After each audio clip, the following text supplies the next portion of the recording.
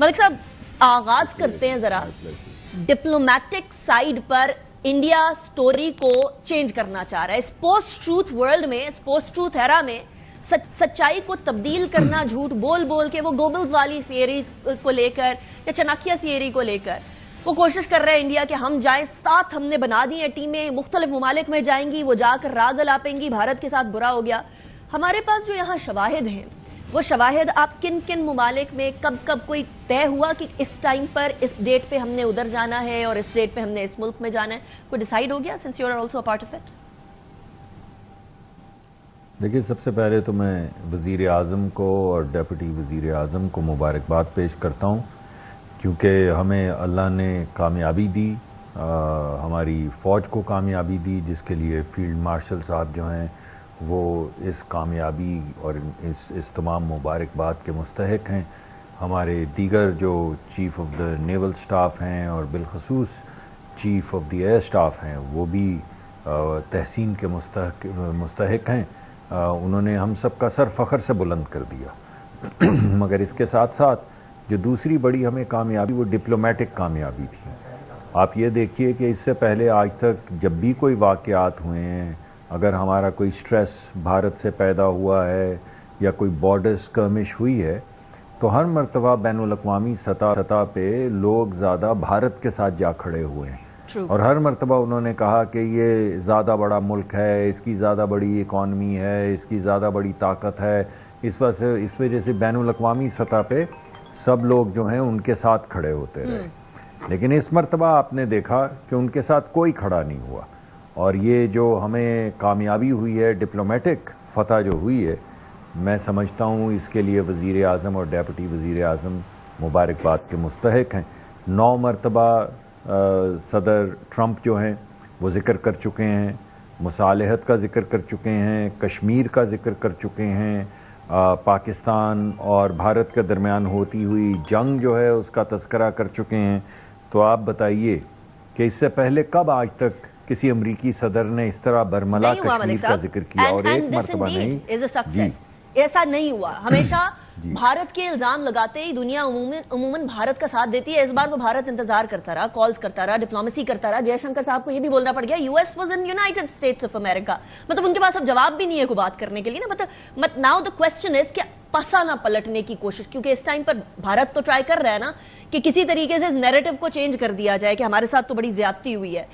تو یہ کاؤنٹر کرنے کے لیے تو آپ لوگ جائیں گے ابھی مختلف ممالک. مجھے یہ بتائیے گا کہ کوئی ڈیسائیڈ ہوا ہے کہ کون سے ملک میں کب کس ٹائم پر جا رہے ہیں, کوئی ٹائم لائن ڈیسائیڈ ہوئی ہے یا ابھی ان پروسیس ہے؟ مجھے اتنا معلوم ہے کہ آپ لوگ فورن آفس وغیرہ سے اور مختلف جگہوں سے بریفنگ لے چکے ہیں اس بارے میں. دیکھیے, موسٹ لائکلی حتمی فیصلہ تو ابھی ہوگا, لیکن موسٹ لائکلی ہم لوگ 1 جون 2 جون اس پہلے ہفتے میں جون کے یا آخری ہفتے میں مئی کے جائیں گے انشاءاللہ. اس وقت بظاہر ایسا دکھتا ہے, اگین ایز آئی سیڈ, کہ ابھی وہ تمام ایگزیکٹ ہماری اپوائنٹمنٹس جو ہیں وہ طے ہو رہی ہیں, لیکن بظاہر ایسا دکھتا ہے کہ پہلے ہم غالباً امریکہ جائیں گے, اور امریکہ میں اپنا مقدمہ پیش کرنے کے بعد پھر ہم واپس آئیں گے یورپ.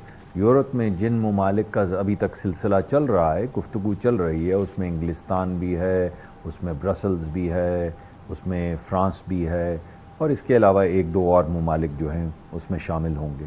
تو یہ ہمارا جو پلان ہے ابھی تک فائنلائز نہیں ہوا, مگر first week of June, probably around the 1 June اور 2 جون, اور پھر یہ تمام ممالک جو ہیں اس ایک کسی جو فائنلائز ہوگا سیکونس اس میں ہم. مالک صاحب, وہاں تو انڈیا والے تو انہوں نے ایک تو 7 ٹیمیں بنائی ہیں اور وہ تو پہنچ گئے کچھ انفارمیشنز کے مطابق, they are already in Japan. تو پھر ہم کس بات کا انتظار کر رہے ہیں؟ ہم نے بڑے ایکٹیولی باقی کام کیا, اس میں ڈیلے کیوں؟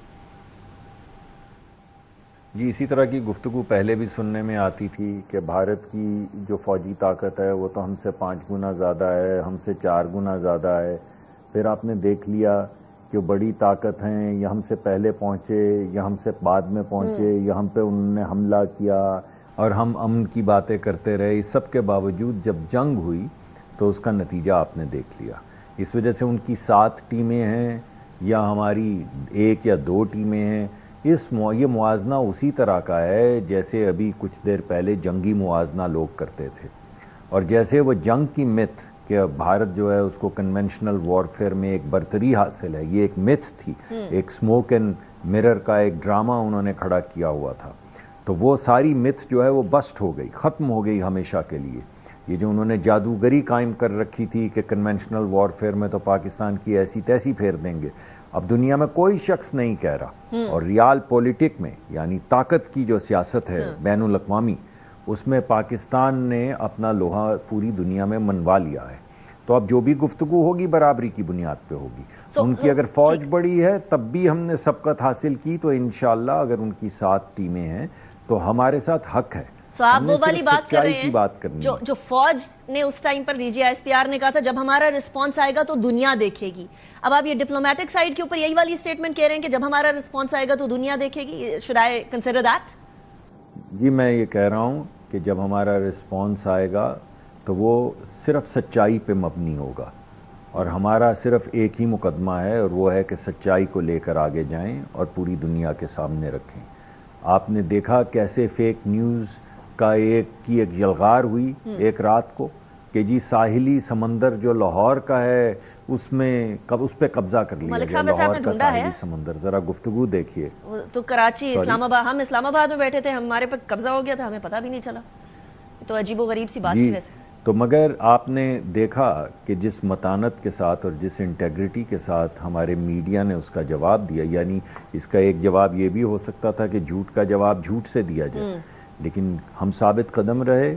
اور ہماری طرف سے، اور میں سلام پیش کرتا ہوں پورے اپنے میڈیا کو بھی اور سوشل میڈیا کو بھی، کہ انہوں نے جھوٹ کا جواب جھوٹ سے نہیں دیا، جھوٹ کا جواب سچ سے دیا.